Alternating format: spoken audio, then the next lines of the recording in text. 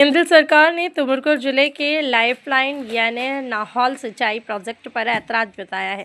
तुमकुर जिले के सभी तालुकों के प्रतिनिधि गुरुवार 18 तारीख को सुबह 10 बजे यते नाहौल ऑफिस जाएंगे और मुरलीधर हलप्पा का बयान आज एक प्राइवेट होटल में हुई मीटिंग में बोलते हुए मुरलीधर हलप्पा ने कहा है कि ये यते नाहौल सिंचाई प्रोजेक्ट के बारे में पता लगाने और केंद्र सरकार का क्या प्लान है, क्या रुकावटें आ रही हैं। यते नाहौल सिंचाई प्रोजेक्ट के बारे में अधिकारियों से सवाल पूछे, यह समझने के लिए असल में क्या हुआ और अपने केंद्र सरकार को क्या जवाब दिया, ये जानने के लिए जिले के सभी नेता यतनाहौल ऑफिस जा रहे हैं। और आज हुई मीटिंग में मुरलीधर हलप्पा, पूर्व एमएलए शफी मोहम्मद, कांग्रेस पार्टी के जिला अध्यक्ष चंद्रशेखर गौड़ा, गोविंद राजू, डीएसएस नेता पीएन रमैया और अन्य सहित जिले के सभी नेता।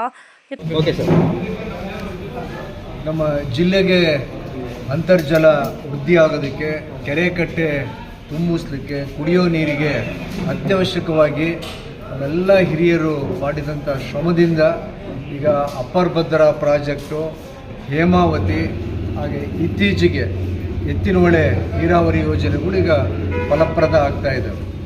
ಈಗ ಎತ್ತಿನಹೊಳೆಗೆ ಕಂಟಕ ಉಂಟಾಗಿದೆ.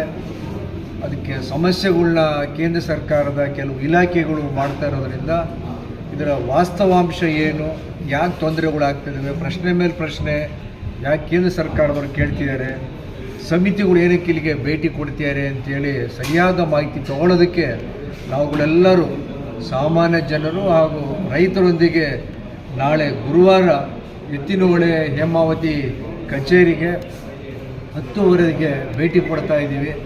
ಈಗಾಗಲೇ ಇದೆಲ್ಲ ವಿಷಯ ಬಿಸಿ ಕಾವು ಏರಿದ ತಕ್ಷಣವೇ ಕೇಂದ್ರ ಸರ್ಕಾರದವರೇ ಇಲ್ಲಿಗೆ ಫೋನ್ ಮಾಡಿ ಅಧಿಕಾರಿಗಳಿಗೆ ಡೆಲ್ಲಿಗೆ ಬರಲಿಕ್ಕೆ ಹೇಳಿದ್ದಾರೆ.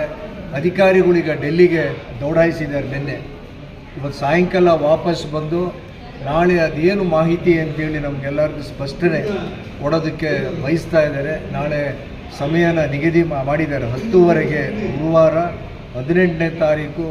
ತಾವುಗಳೆಲ್ಲರೂ ತಾಯಂದರು, ರೈತರು, ಜನಸಾಮಾನ್ಯರು ತಾವೆಲ್ಲರೂ ಹೇಮಾವತಿ ಎತ್ತಿನಹೊಳೆ ಕಚೇರಿ ಕುಣಿಗಲ್ ರಸ್ತೆಗೆ ಬನ್ನಿ.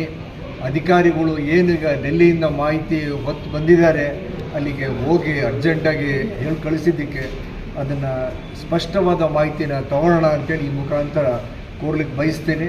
ಹಾಗೆಯೇ ಇವತ್ತೆಲ್ಲ ಮುಖಂಡರು ಇವತ್ತಿಲ್ಲಿ ಜಿಲ್ಲೆಯ ವಿವಿಧ ಭಾಗಗಳಿಂದ ಇಲ್ಲಿಗೆ ಆಗಮಿಸಿದರು.